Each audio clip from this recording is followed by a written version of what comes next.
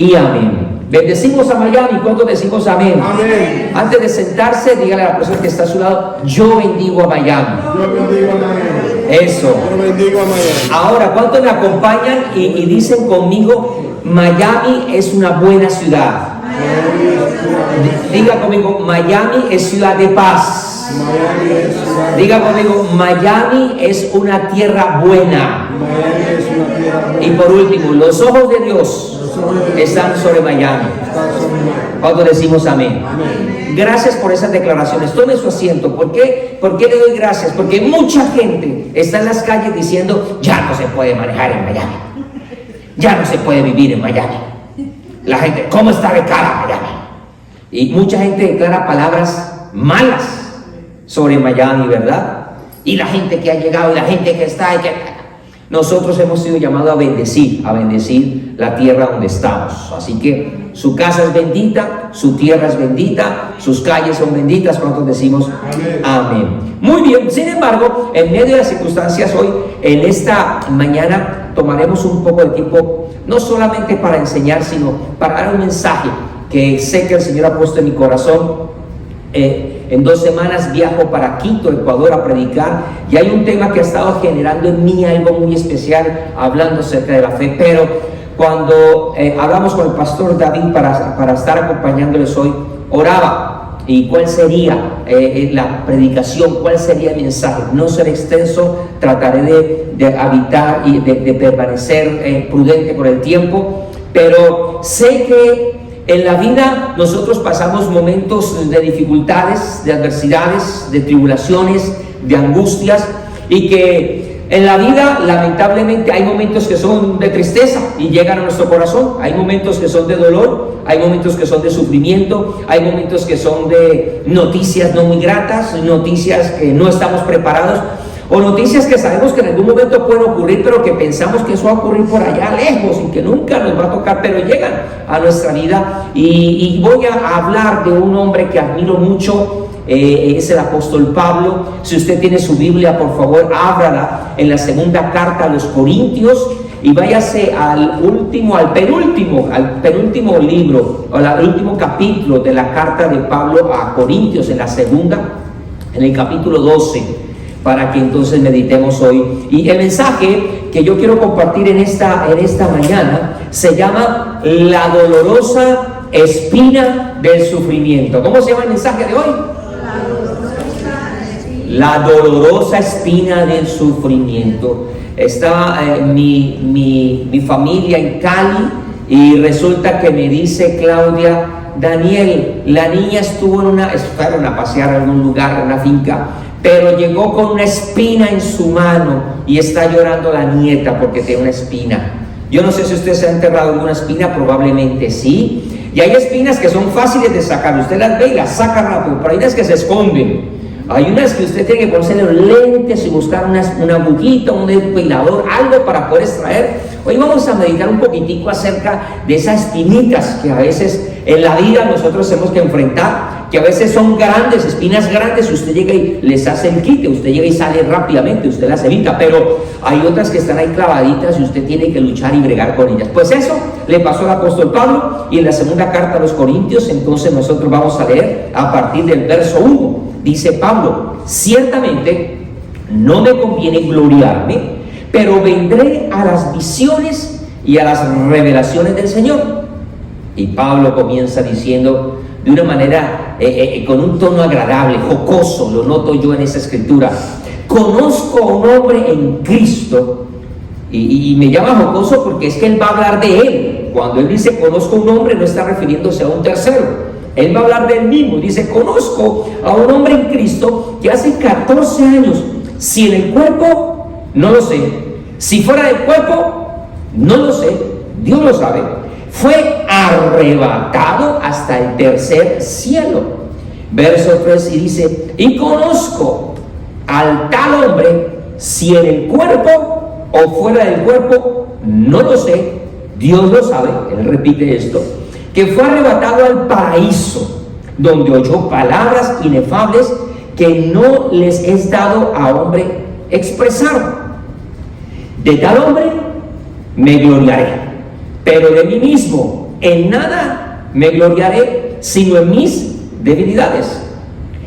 Sin embargo, si quisiera gloriarme, no sería insensato, porque diría la verdad, pero lo dejo para que nadie piense de mí más de lo que en mí ve u oye de mí.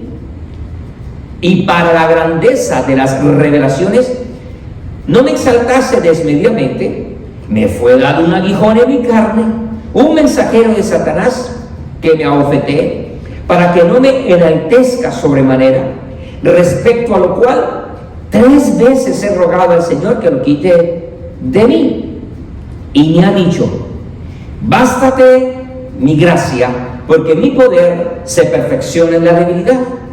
Por tanto, de buena gana me gloriaré más bien en mis debilidades, para que repose sobre mí el poder de Cristo.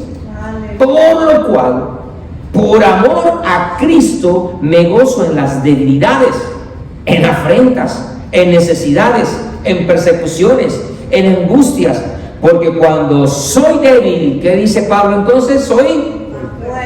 Cuando soy débil, soy fuerte. Diga conmigo: cuando soy débil, soy fuerte.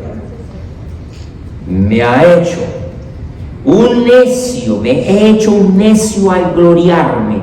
Vosotros me obligasteis a ello, pues yo debía ser alabado por vosotros, porque en nada he sido menos que aquellos grandes apóstoles, aunque nada soy.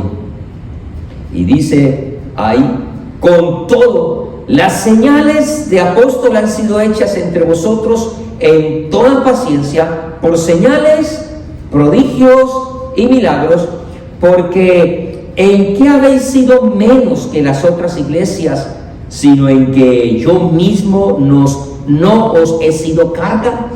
Perdonadme este agravio.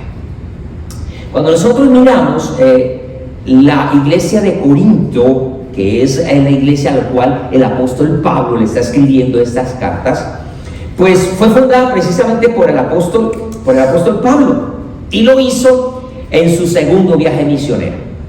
Y cuando nosotros miramos el ministerio del apóstol Pablo, él fue acompañado de algunos judíos, de algunos hombres hermanos en la fe, para poder hacer su obra misionera. Y cuando Pablo viajaba, por ejemplo, habían hombres como Priscila y Aquila, con quienes el apóstol Pablo convivió un tiempo e hizo la labor misionera.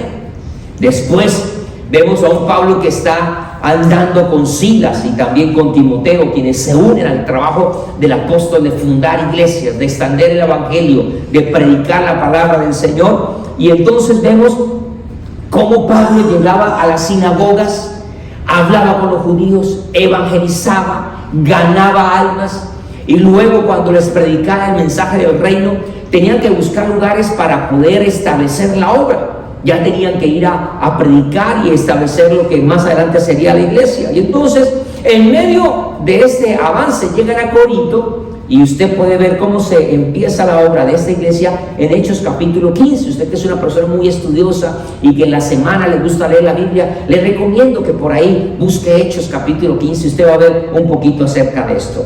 Y entonces Pablo establece la iglesia. Él tiene que salir y empieza a escuchar cosas de lo que ha ocurrido en esa iglesia en Corinto, y le empiezan a contar cosas buenas, pero también le comienzan a contar cosas malas de lo que pasó en la iglesia que él había fundado, que él había organizado, que él había establecido. Y de pronto los corintios empezaron como a hacer cosas que no eran muy correctas. Entonces Pablo, como estaba lejos, empieza a escribir y manda la primera carta a los corintios. Y en esa primera carta, pues Pablo tiene que corregir. Pablo se da cuenta que hay cosas que están mal. Por ejemplo, había un hombre que era cristiano, que había aceptado el evangelio de Cristo, pero tenía otra mujer por ahí. Y entonces Pablo les dijo: ¿cómo es posible que este hombre esté haciendo eso? Y entonces Pablo empieza a escribir fuertemente. Si usted la primera carta de Pablo y la estudia, usted va a ver un Pablo que está fuerte, está predicando duro, escribe con fuerza, está enojado con lo que está pasando. Pero si usted compara la segunda carta ya es diferente. Ya a Pablo le han llegado noticias que la iglesia se ha arrepentido, que la iglesia ha cambiado, que la iglesia ha mejorado. Es más, hasta el fulano ese que le nombré que estaba con una mujer que no era la suya, y que Pablo en esa carta dice, mire, es sinvergüenza, tiene que ser entregado a Satanás. ¿Usted se ha leído eso? Eso es una palabra fuerte cuando Pablo dice, mire, ese fulano, eso es mejor que se le entregue a Satanás y que el diablo anda con él. Estaba bravo Pablo. Bueno, después llegan las noticias que ese hombre se arrepintió, ese hombre se corrigió, y entonces Pablo elogia ahora el trabajo en la segunda carta. Sin embargo, aunque había en esa iglesia casos de inmoralidad, aunque había cosas de orgullo, había circunstancias adversas, se levantan también falsos maestros, falsos hombres que empezaban a decir mensajes, falsos apóstoles, y que no solamente predicaban, sino que habían milagros, y habían señales, y habían prodigios, y había palabra profética. Sin embargo, aunque había todo eso, pues el corazón de esos hombres no era bueno, no era sano, no eran unos buenos predicadores. Pero entonces los corintios empezaron a jactarse y a decir, mire, aquí hay milagros, aquí peñados, están descarriados, pero no importa, hay milagros, hay señales, hay visiones, hay un mover espiritual allí. Entonces, ahí es donde Pablo comienza a mandar sus cartas para organizar, para enseñar, para instruir. Ahora, ¿qué es lo interesante? Que Pablo no fue de los 12 apóstoles directos llamados por Jesús, y otros 12 sí estaban haciendo su labor, pero se levantaron más apóstoles y más maestros. Y Pablo, en este capítulo 12 es donde él empieza a hacer una apología de su ministerio. Pablo, si usted lo nota, él generalmente le gusta, y usted va en todos sus escritos, que él predica de Cristo, él habla de Cristo, él exalta en Cristo, él no se exalta a sí mismo, él no habla de sí mismo, él habla de él, predica de él, enseña de él, instruye de él, pero él muy poco habla de él mismo. Y aquí es donde él va a decir, bueno, ustedes están pensando que estos grandes predicadores que hacen milagros y tienen señales y tienen manifestaciones espirituales y hablan en lenguas y todo, bueno, aquí yo voy a hacer una defensa del ministerio que Dios me dio. Y ahí entonces empieza el capítulo 12 a hacer esa defensa, Y por eso comienza en el verso 1 hablando de las visiones y de las revelaciones que había en el Señor. Y esto me llama a mí la atención porque mientras muchos se jactaban de hacer milagros, de predicar, de que la iglesia se le llenaba, que llegaban multitudes, que eran famosos en YouTube, que tenían diferente gente que los seguía, que tenían gran crecimiento, que sus predicaciones se hacían virales y todo eso, y que eran conocidos por diferentes partes, mientras ellos se jactaban, Pablo entonces empieza con una voz suave, pero llena del amor y la bondad de Dios, para poder hablar acerca de lo que es su ministerio. Y él comienza a decir, si vamos a hablar de sueños y visiones, yo he tenido sueños y visiones. Si vamos a hablar de milagros, yo tengo milagros. Si ustedes hablan de ministerio apostólico, hay un ministerio que está sobre mí, y que no me voy a gloriar, que lejos esté de mí, porque no me conviene gloriarme. No nos conviene a nosotros como hijos de Dios enaltecernos. ¿Cuántos decimos amén? Cuando entendemos que si estamos aquí es por la misericordia y la bondad de Dios, que si estamos aquí es porque Dios puso sus ojos en nosotros, y nosotros no somos mucha cosa, sino que Dios ha tenido misericordia de nosotros. ¿Cuántos decimos amén? Así que hablemos un poquitico de este tema de las visiones y de las revelaciones, porque ese tema sí que llama la atención. Mientras la iglesia del Señor se estaba propagando, recuerde que habían dos culturas. Una era la cultura judía y la otra la cultura griega. Y esas dos culturas estaban ahí chocando. Y a los judíos les gustaba la enseñanza. ¿Qué les gustaba a los judíos? La enseñanza. Ellos eran felices escuchando grandes predicadores. Ellos eran felices escuchando grandes maestros. Por eso a Jesús, cuando lo miraban, le decían, usted no es nuestro Salvador, usted no es nuestro Redentor, pero usted es un buen maestro. Y se iban a escucharlo porque le gustaban y lo consideraban el rabí, maestro, le gustaba la enseñanza. Pero a los judíos, a los griegos lo que les gustaba era milagros, lo sobrenatural. No solamente la sabiduría, sino que querían ver más allá. A ellos les gustaba todo eso. Y Pablo está luchando con esos dos pensamientos. Que hay gente que le gusta mucho la predicación. Usted no conoce que también hoy en día hay muchos predicadores que dicen: a mí no me gustan esos movimientos de griterías, a mí que no me llenen esas iglesias donde hay tanta bulla, a mí me gusta solamente escuchar buenos mensajes, buenos predicadores, buenas enseñanzas. Hay gente que le gusta. Hay otra gente que no, dice: ay no, a mí qué pereza eso, leer la Biblia, estudiarla, no, qué pereza. A mí lo que me gusta es saltar, brincar, que me digan cosas bonitas, que yo tuve sueños y visiones. Y hay gente que está viendo sueños por todo lado y tiene visiones en todo momento, y está viendo sombras por todo lado, y está teniendo experiencias sobrenaturales, y cada rato está hablando y le da unas acciones en su cuerpo porque está en la presencia. ¿Sí conoces a este tipo de personas? Son dos expresiones que también estaban pasando en Corinto. Entonces Pablo necesita organizar eso. Y él dice, vamos a hablar un poquito de visiones. Y cuando nosotros hablamos de las manifestaciones sobrenaturales, la Biblia en el Nuevo Testamento está llena de sucesos, de acontecimientos, de cosas sobrenaturales. Diga conmigo: el Dios que yo tengo. Ahora dígalo con convicción: el Dios que yo tengo es un Dios sobrenatural. ¿Cuántos decimos amén? ¿Cuántos aquí tenemos un Dios sobrenatural? Ahora, diga conmigo: si yo tengo un Dios sobrenatural, debo vivir cosas sobrenaturales. ¿Usted lo cree? Si una persona tiene un Dios sobrenatural y no vive cosas sobrenaturales, con todo cariño y respeto le digo, es un religioso más de los que hay en la tierra, que tienen un gran Dios poderoso, sobrenatural, pero ellos no viven lo que es ese Dios sobrenatural. Y de esos religiosos está llena la tierra, menos Miami. ¿Cuántos decimos amén? Y menos nuestra congregación tampoco. Aleluya. Sin embargo, a veces como que hay un poquito de desorden en esas cosas sobrenaturales. Y esto es lo que Pablo comienza a hablar. Sin embargo, si yo hablo de visiones y me voy a la Biblia, en el Nuevo Testamento, yo me encuentro, por ejemplo, que hay un hombre llamado Zacarías, el papá de Juan el Bautista.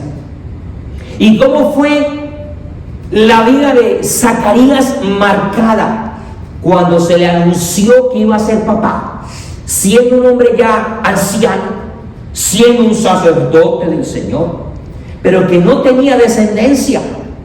¿Quién fue el que vino a anunciar y decirle: Zacarías, tú vas a tener un hijo, y el nombre de ese hijo se llama Juan? ¿Quién vino a hablarle? ¿Quién vino a hablarle? Un ángel. Diga: algo sobrenatural.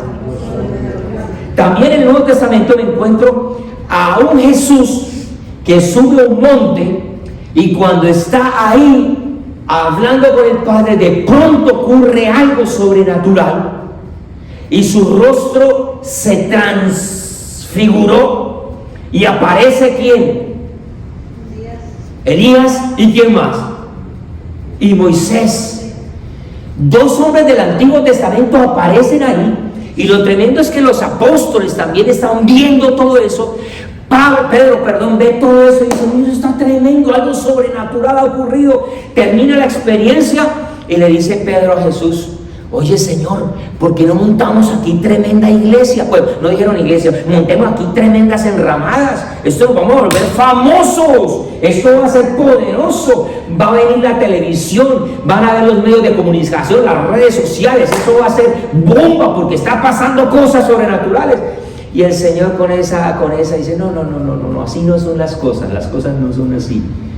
Pero fue un acontecimiento ¿qué? Sobrenatural. Si seguimos mirando el Nuevo Testamento, encontramos a ver que cuando Jesús muere, y van esas mujeres rápido a tratar de recoger el cuerpo, de organizarlo, de embalsamarlo, de colocar las especies. ¿Con quién se encontraron las mujeres? ¿Con quién?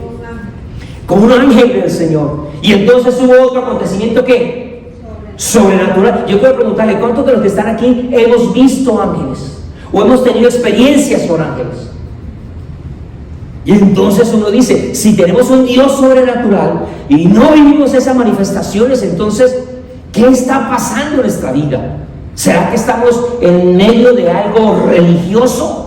Algo que por tradición vamos a la iglesia y cantamos y oramos y traemos el diezmo, pero ¿qué pasa con ese Dios sobrenatural? ¿Por qué no se manifiesta en cada uno de nosotros? Si seguimos leyendo en el libro de Hechos de los Apóstoles, encontramos a un hombre que es sentenciado a muerte, y cuando él está ahí arrodillado para ser apedrado, mientras lo están golpeando, mientras él está siendo azotado por pedradas, ese hombre levanta los ojos a los cielos. ¿Y qué pasa en ese momento con Esteban? Estoy hablándole de Esteban. La Biblia dice que se abren los cielos y él tiene una experiencia ¿qué? Sobrenatural.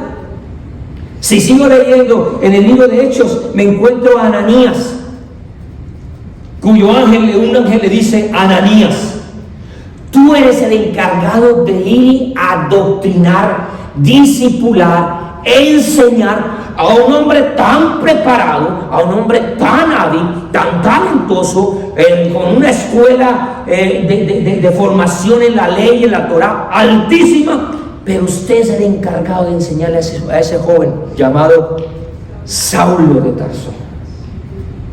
Pero fue un momento sobrenatural que tiene un hombre como Ananías.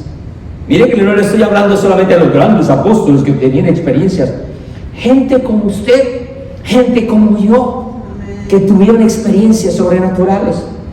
Podemos rescatar a un Pedro, que Pedro, dice la escritura ahí en el libro de Hechos de los Apóstoles también, que él está en un tiempo de oración y de ayuno, y de pronto él mira hacia el techo, y no es que él tuviera hambre ni que estuviera mareado del hambre por estar ayunando, pero dice que se abrió el techo y descendió un lienzo con unos animales inmundos e impuros, y la voz del Señor le dice: Pedro, mata y ¿qué?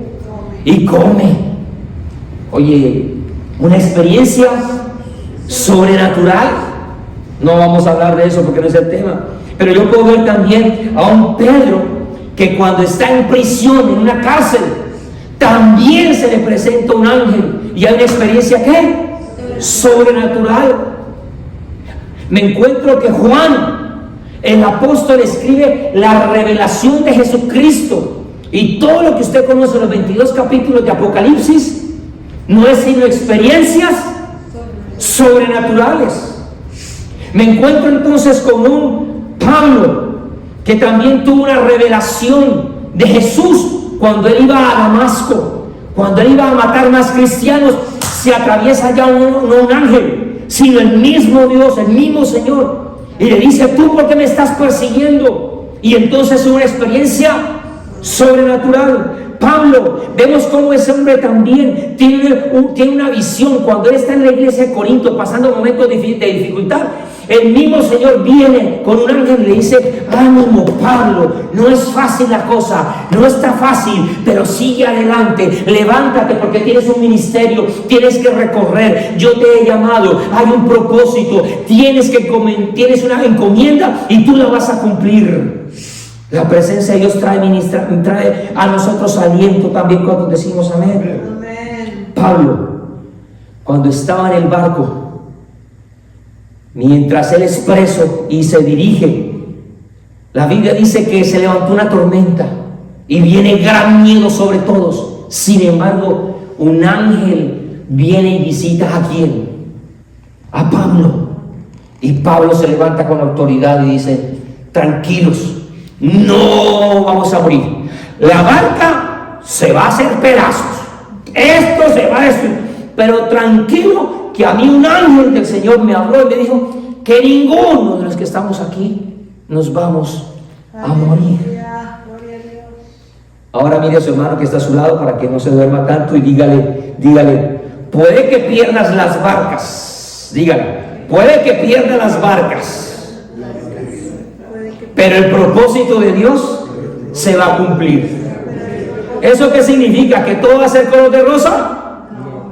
Que van a haber muertes, perdón, que va a haber pérdidas, que la barca se va a hacer pedazos, que va a tocar nadar, que va a tocar meterse al agua, tal vez frío, tal vez te van a picar las aguamalas, usted sabe lo que va a pasar, pero usted al final va a cumplir el propósito que Dios ha determinado que usted va a cumplir. Cuando decimos amén. Ahora, lo que me llama la atención es que yo veo muchos milagros y actividades sobrenaturales en el Antiguo Testamento. Encontramos muchísimos. Hoy le nombré ahorita en este momento solamente algunos de los sucesos del Nuevo Testamento. Y la pregunta que yo me hago es, ¿y nosotros por qué no vivimos esas cosas sobrenaturales? ¿Por qué no tenemos esas experiencias de visiones y de revelaciones? ¿Y por qué hay otros que constantemente están viendo tantos sueños y visiones? Y Dios me dijo, y Dios me mostró, y Dios dijo una cantidad de cosas. Es como una situación que no está correcta, que no hay un balance, como que hay un desfase. Mientras los hijos de Dios no lo vivimos, hay otros que aparentemente sí. Entonces Pablo sí tiene propiedad para hablar de visiones, Pablo tiene propiedad para hablar de revelaciones, Pablo tiene propiedad de hablar de experiencias sobrenaturales. Y de eso vamos a hablar ahora, porque algo que me llama la atención es que Pablo había tenido una experiencia sobrenatural, que él no había dicho nada, que según lo que dice la Escritura, ese hombre había ido nada más y nada menos que a la misma presencia en el tercer cielo, donde habita Dios con su gloria y con su majestad, y él no había dicho nada. Pasaron 14 años. Esa experiencia a él le ocurrió 14 años atrás, y solamente ahora, cuando está escribiendo el capítulo 12, es cuando él viene a mostrarnos, primero a los corintios y también a nosotros, esa experiencia que había tenido. Yo no sé si usted le llama la atención ese tipo de experiencia que tuvo Pablo. Si yo le pregunto, yo no sé si a usted le hacían esa broma cuando niño. Ayer me la hicieron ahí en Colombia, me decían, ¿usted quiere ir al cielo? ¿Quiere ver el cielo? ¿Cuándo le hicieron esa broma de niño? ¿Quiere ver el cielo? ¿Sabe qué me hicieron? Me agarraron de aquí, me agarraron así, y yo vi el cielo, pero también el infierno. Terrible. Si uno le pregunta a la gente, ¿cuántos quieren ir al cielo? Yo pregunto, ¿cuántos de aquí quieren ir al cielo? No, ese amén estuvo más o menos 3/4. Ahí solamente una mano, los otros dicen no. ¿Cuántos quieren realmente ir al cielo? ¿Y para qué quieren ir al cielo? Para estar con el Señor.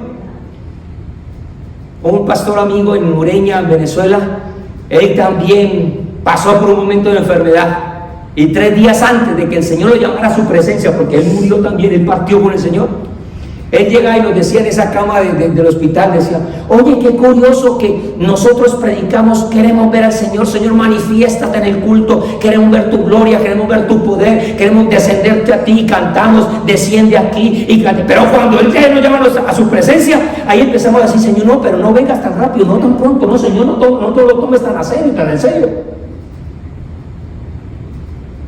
Y yo creo que es una gran bendición, aunque oramos por el pastor Orlando y clama. ¿Cuántos oramos por el pastor Orlando? Es una gran bendición, él ahora está con el Señor, él se está gozando. Yo sé que él está ya viviendo esta hora, dice, la comenzamos y continúa. Y el Señor dice, no fue en vano tu esfuerzo, sufriste sí. Y yo sé que todo lo que estamos ocurriendo, viviendo, nos trae tristeza, pero miramos el otro lado de la balanza y vemos el otro lado, la moneda, y entendemos que hay gozo cuando se sufre. Ninguno dice amén, pero fue así. ¿Y cómo fue entonces esa experiencia de Pablo? A mí me llama la atención. Yo he visto mucha gente que se ha vuelto famosa. Miren, si alguien se quiere volver famoso y viajar por el mundo, que lo inviten a muchas iglesias, que diga que fue al cielo y tiene el testimonio La hermana tal, la hermanita tal fue al cielo. ¿Cómo así? Venga, hermana, la invitamos para que nos cuente cómo es eso del cielo. Mire, la gente eso le llena. La gente quiere saber. Yo no sé si usted conoce el testimonio de 7 jóvenes colombianos que se fueron al cielo, y es más, ellos pagaron viaje con una parada, una escala ahí, porque también pararon en el infierno. Fueron a los 2 lugares, los 7 muchachos, y llegaron y se volvieron famosos, predicando de las experiencias en el cielo y en el infierno. Y eso llama la atención. Pero, ¿cómo fue esa experiencia de Pablo? ¿Qué fue lo que realmente vivió? Entonces yo tengo que mirar un poquitico la escritura y mirar qué fueron los 14 años anteriores. ¿Dónde estaba Pablo? 14 años antes, cuando él está escribiendo la segunda carta a los Corintios. ¿Qué estaba haciendo Pablo para empezar a entender cuándo fue eso? ¿Dónde fue? ¿Cómo fue? Es lo primero que uno tiene que tratar de entender. Los que no les interesa sencillamente dicen: ah, sí, Pablo estuvo en el cielo, y sigue para el capítulo 13 de Corintios, y después sigue el siguiente libro, pero no indaga. Entonces yo me pongo a mirar y probablemente Pablo esa experiencia la tiene cuando él está en Siria y en Cilicia. Cuando él está en la experiencia en Gálatas capítulo 1, probablemente 14 años atrás es que él estaba en esas circunstancias. Probablemente fue donde tuvo esa experiencia. No lo podemos afirmar. Pero probablemente él también tuvo esa experiencia cuando él fue apedreado en Listra. Y usted puede leer eso en Hechos capítulo 14. Cuando él es torturado, y tal vez en ese momento donde está en esa agonía, en ese dolor, fue que tuvo esa experiencia. Probablemente esa experiencia él la tuvo en Antioquía, en Hechos capítulo 13, 14 años atrás. No sabemos porque él no lo registra cómo fue, no dio detalles, pero podríamos entonces ya ubicar en ese momento el de la vida de Pablo. Ahora, lo interesante de esto es que Pablo, ante tal experiencia, se quedó callado por ¿cuántos años? Él no salió. Si usted hace un gran viaje para algún lugar, ¿cuántos han ido a Europa, por ejemplo? Cuando usted regresa de Europa o de otro lugar, ¿qué quiere saber la gente que le rodea? Cuando usted llega a casa, ¿qué quiere saber la gente? ¿Cómo le fue? ¿Qué conoció? ¿Cómo es allá? ¿Y la comida qué tal? ¿Y qué tal esto? ¿Y qué tal lo otro? ¿Y la política? ¿Y la economía? La gente quiere saber. Y Pablo no es tan chismoso como usted y como yo. Pablo estuvo en el cielo y no es como nosotros que agarramos el teléfono y medio fuimos a tal lugar y ya estamos publicando ahí la foto. Estuve aquí en tal lugar, me tomé foto con el museo tal, me paré. Él no era así, él no era chicanero. Me explico, la palabra chicanero es una palabra que utilizamos mucho en Cali. Es una palabra que es orgulloso, arrogante, esos que le gusta hacer fantoche, que quiere hacer alarde de lo que tiene. Esa gente que quiere mostrar cadenas, que quiere mostrar relojes, que quiere mostrar carros, y que son así todos orgullosos, todo. Eso en caleño, eso es una persona chicanera. Y muchas veces son personas que no tienen nada, pero chicanean. ¿Sí conoce personas así? Hay gente que son felices andando con el bolso Louis Vuitton, pero lo deben, pero chicanean.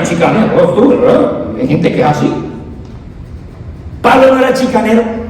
Pablo tuvo esa experiencia y se quedó calladito. ¿A usted no le llama la atención esa humildad de Pablo? Ahora, Pablo utiliza una expresión que él la repite 2 veces. Él dice: esa experiencia, yo no sé si fue en el cuerpo, no lo sé. Si me salí del cuerpo, no lo sé. Para que algunos lo entiendan, es una frase que utiliza mucho en la metafísica. Si se desdobló del cuerpo, si se salió, él no sabe. Tal vez se fue en la mente, no lo sabemos. La Biblia no da ninguna luz más acerca de eso. Pero ¿qué fue lo que entonces pasó en realidad con Pablo? ¿Será que se fue en cuerpo y regresó con cuerpo? ¿O fue una experiencia espiritual a la cicanulla? No lo sabemos. Ahora, si Pablo no lo sabe, ¿qué vamos a saber nosotros?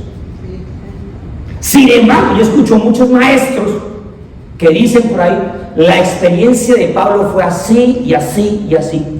Y uno dice, ¿y cómo lo sabe? Si no hay ningún fundamento bíblico, ni el mismo Pablo lo expresó y lo dijo así. Y nosotros no podemos hacer doctrinas ni tener enseñanzas de cosas que son experiencias, pero no tienen fundamento bíblico. Cuando decimos amén. Amén. Diga conmigo, de las experiencias no se puede hacer doctrina. Yo respeto cuando alguien dice, yo he escuchado a una mujer que escribió un libro que fue al infierno, y entonces dijo que el infierno era como un cuerpo, y entonces aquí, o como una gran ciudad, también he escuchado, y entonces aquí está el barrio de los adúlteros, allá está el barrio de los fornicarios, allá está la sección de los idólatras, y entonces tienen eso como secciones. Y lo que la gente no sabe es que eso fue enseñado hace muchos años por un escritor llamado Dante Alighieri, donde él en un libro habla acerca del infierno. Y entonces algunos comparan el infierno con cuerpos, otros lo asocian con un vecindario, con un edificio. Pero de eso no podemos hacer doctrinas. Si usted tuvo un sueño, gloria a Dios. ¿Cuántos decimos amén? Amén. Si el Señor le permitió vivir una experiencia sobrenatural, gloria a Dios. Si usted estaba orando y fue quebrantado y se le levantaron los pelitos y el Señor vino, o usted vio tuvo algo que gloria al Señor, nos bendice, nos enriquece, nos anima, nos fortalece. Pero de experiencias no podemos hacer doctrinas, solamente de lo que dice la palabra de Dios. Decimos amén. Ahora, sería iluso de nosotros tratar de explicar con detalle lo que fue realmente la experiencia sobrenatural de Pablo.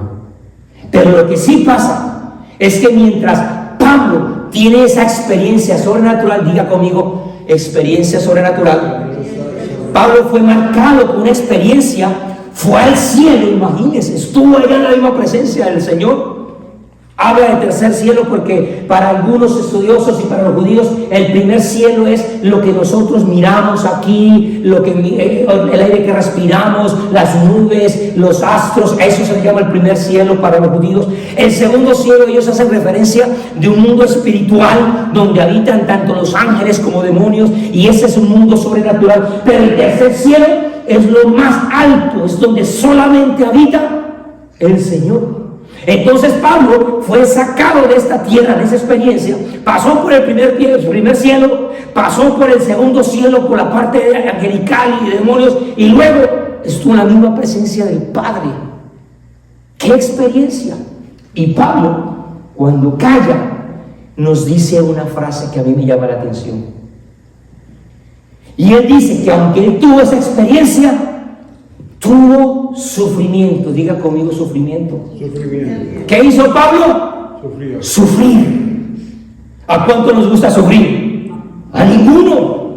Por eso un grupo religioso se volvió famosísimo. Es una secta que le anuncia, llama a las personas, las atrae con el mensaje de pare de sufrir. ¿Es que quién no quiere parar de sufrir? Eso es una secta.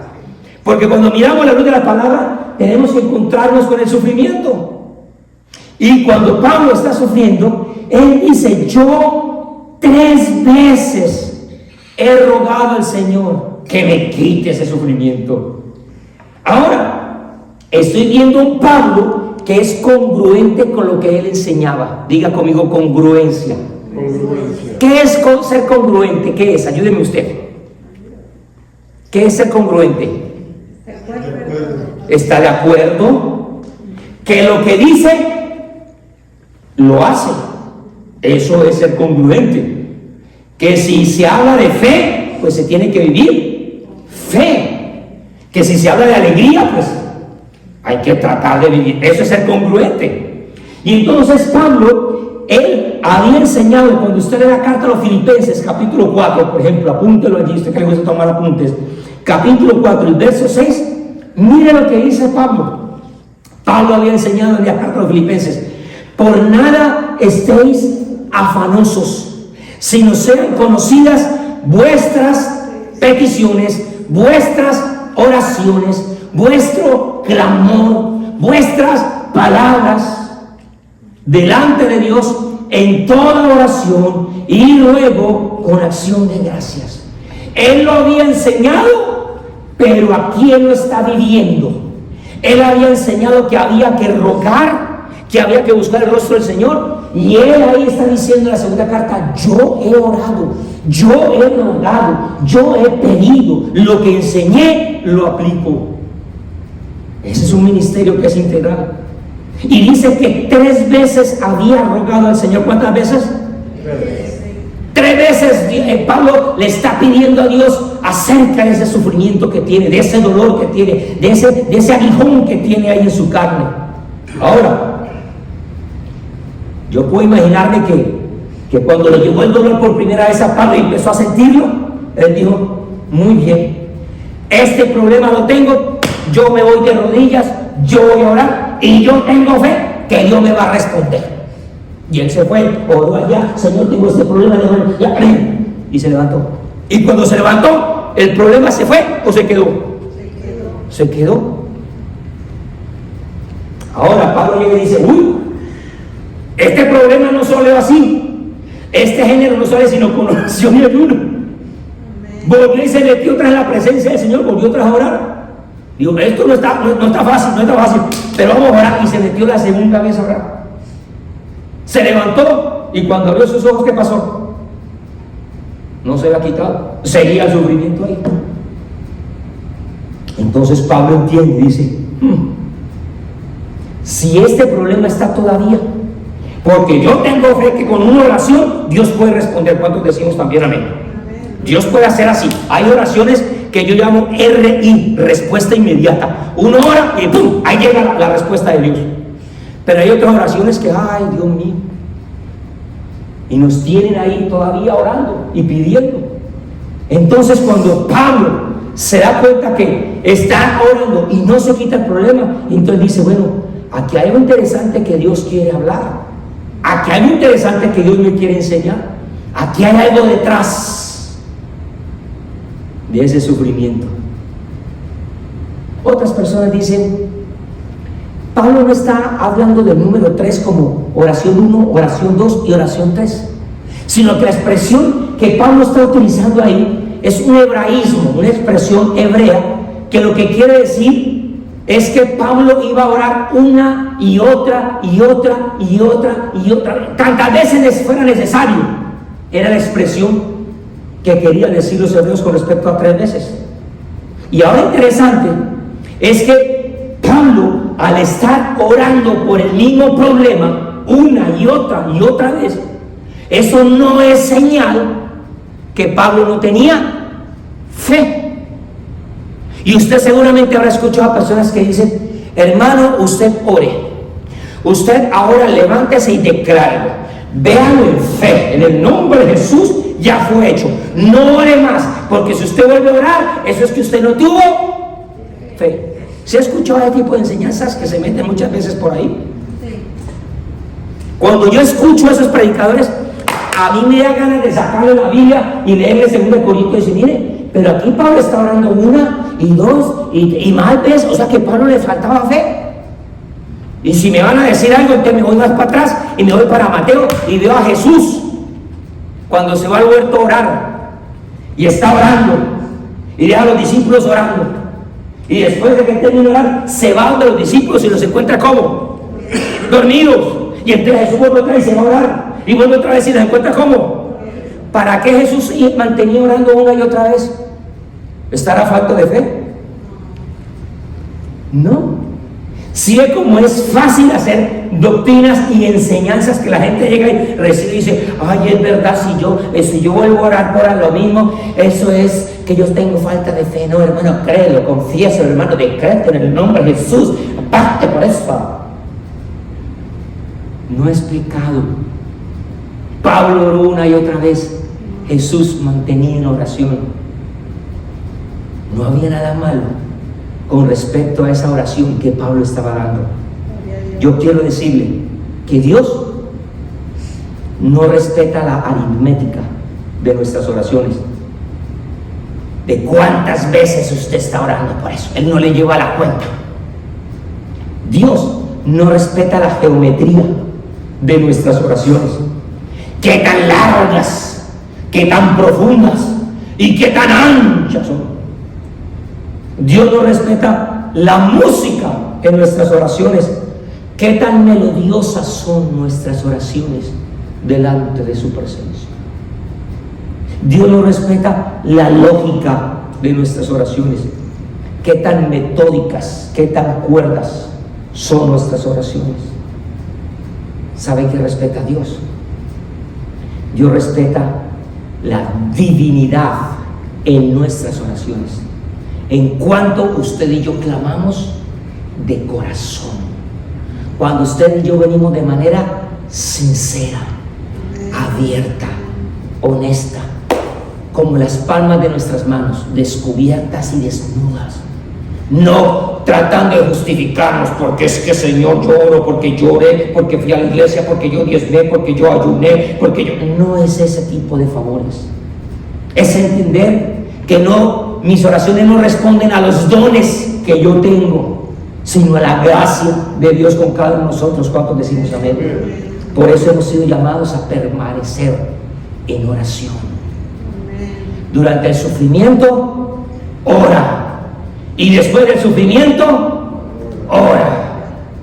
No hay otra. Pablo dice, ¿cómo es la actitud de la oración? Y él dice, yo he rogado al Señor. ¿Yo he qué? Él no hacía oraciones sencillamente, orar por... No, él se tiraba de rodillas. Él abría su corazón, él desgarraba su espíritu, él era sincero, él clamaba, él gemía. A él no le daba pena levantar la voz y escuchar a los vecinos y le dijeran que ese es un loco orando. A él no le daba vergüenza cuando se le sentaba en el restaurante y agachaba la cabeza para orar por los alimentos, como a alguna gente le da pena y vergüenza. Hay gente que ora hasta con los ojos abiertos disimuladamente ahí por la comida porque le da pena que lo vean orando. No he tenido esa experiencia, pero me han contado que algunos grupos religiosos a tales horas sagradamente van sacando un tapetico y lo van colocando, y sagradamente donde quiera que estén se arrodillan a orar. Incluso si van en el avión salen del corredor, ponen el tapetico y se tiran ahí y buscan a donde que queda el lugar que es sagrado y empiezan a orar. Y muchos cristianos les da pena orar. Pero qué oso, qué pena, que me van a decir orando aquí. Pablo nos enseña la actitud del rogar. ¿Y qué dice Pablo? Pablo dice, he rogado, Señor, quítame este sufrimiento. Yo quiero preguntarle, ¿sufrir es fácil? Quiero preguntarle, ¿sufrir es agradable? ¿Sufrir da cosquillitas? Los únicos que pueden decir sí a eso son los que tienen problemas mentales, que son masoquistas y que les gusta el dolor. Eso sí, eso sí. ¿Usted ha visto que hay personas que dicen, hay dolores ricos? Hay dolores ricos. Yo conocí gente que le gustaba que le picaran las abejas para sentir la piquiña. Ay, es que es rico picarse. Eso es otro tipo, pero una persona cuerda, como Pablo, como usted y como yo. Cuando tenemos sufrimiento, lo que hacemos es, Señor, quítemos ese sufrimiento. No queremos esto, queremos pasarlo a otro, queremos evitarlo, queremos salir de esa situación, queremos escapar del sufrimiento. Pablo no era masoquista. Así que él está diciendo, Señor, quítame este sufrimiento. ¿Sabe que el sufrimiento de Pablo no fue contestado? Póngase de pie, ya vamos a terminar. Pero quiero terminar esta frase con usted. Si en una próxima oportunidad tengo la oportunidad de terminar este mensaje, lo haremos. Pero quiero decirle esto primero. Cuando Pablo entendió que su ruego, su oración apasionada y entregada al Señor, que además de ser apasionada, era repetitiva y constante, él fue el que enseñó a orar sin cesar, a no dejar de orar. Eso tiene que haber preocupado a Pablo, el ver que sus oraciones no tenían respuesta, que su oración no estaba trayendo la satisfacción que él necesitaba, que el sufrimiento estaba ahí encima de él, que el sufrimiento, con esa gran experiencia de haber visto al Señor, todavía permanecía en la vida de Pablo. Entonces Pablo comprende que ese sufrimiento tenía una dimensión física, y por eso es que él habla de un aguijón en la algo físico. Esto tiene una repercusión física, pero como no se quitaba todavía y él seguía orando y perseverando, entonces Pablo entiende que el sufrimiento tenía una dimensión mental, y él empieza a cuestionar: ¿por qué no se me quita el sufrimiento? ¿Por qué no llega la respuesta? Él piensa, y pensar no es falta de fe, cuestionar no es falta de fe. Dígale a su hermano que está a su lado: cuestionar no es falta de fe. No es falta de fe. Yo no sé si a usted le han enseñado. Yo he escuchado en tantos años desde niño que estoy escuchando la palabra del Señor, predicadores que dicen frases bonitas, muy espirituales parecen, pero dicen: nunca le pregunte a Jesús el por qué. A Jesús, a Dios nunca se le pregunta los porqués. A Dios se le pregunta ¿para qué? Esa enseñanza sí la he escuchado, ya están algunos aquí, la han escuchado también. No le pregunte a Dios el por qué, pregúntele el para qué. Amén. Oiga, suena bonito. ¿Cuál es el propósito? Y sí, Pablo sabe que hay un para qué, hay un propósito en el sufrimiento, pero no es pecado preguntarle al Señor ¿por qué? Cuando yo escuché esa enseñanza por primera vez, a mí me tocó, como se acuerdan del doctor Chapatín, yo escuché eso y me dio cosa, porque me provocó a tomar a ese predicador y sacar mi libro de eso. Oye, explíqueme eso de cómo no hay que preguntarle al Señor el por qué. Cuando yo veo a un Jesús que está siendo torturado, sacrificado, golpeado, lastimado, vituperado, todo lo que está viviendo, y cuando Él está en la cruz ahí muriendo, Él dice: Padre, ¿por qué? ¿Por qué? Ay, me provoca decirle: Jesús, bájese la cruz, no pregunte por qué, pregunte para qué. Es que suena bonita la enseñanza, ¿verdad? Pero no es cierta. La fe, mi hermano, mi hermana, es convicción. Diga conmigo: pensamiento. Pensamiento. Es una convicción, es cuando usted ya nada, ni la razón, ni la lógica, nada le va a hacer cambiar, porque usted tiene una convicción, una certeza que las cosas son como el Señor ha dicho. Amén. Entonces el sufrimiento no solamente se manifestó en la dimensión física, también se manifestó en la parte mental, y hay muchos cuestionamientos que hacemos. ¿Por qué me pasa a mí esto? Señor, ¿para qué permites esto? Señor, me está doliendo, y esos cuestionamientos allí. Pero finalmente, ese sufrimiento tenía una dimensión también espiritual. Por eso es que Pablo entiende, dice: esto que me está pasando lo permitió Dios, que Dios es espíritu, y mandó un mensajero Él puede ver la dimensión espiritual allí. Entonces hay sufrimientos que tenemos en la vida física, sí. Hay sufrimientos que tenemos en la parte mental. Nuestra mente no tiene paz mental, y ahora que se habla tanto de la salud mental, hay gente que está en nuestras calles manejando, pero tiene un caos, que sufren en su psiquis. Pero también hay un sufrimiento espiritual. Así que hoy queremos dejar hasta aquí. Seguiremos, si se lo permite, una próxima.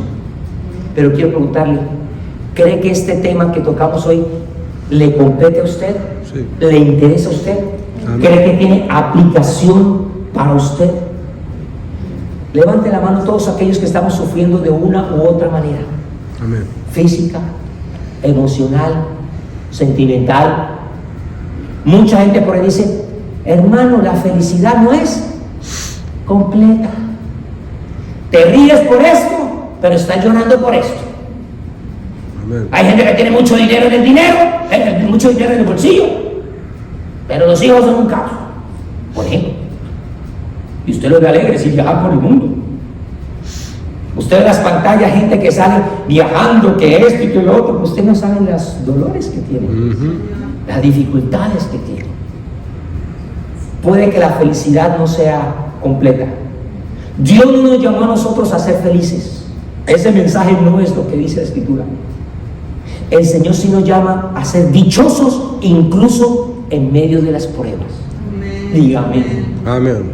Porque vamos a tener dificultades, las vamos a tener. Vamos a tener luchas, las vamos a tener. Vamos a tener dificultades, sí. Vamos a tener contratiempos, sí.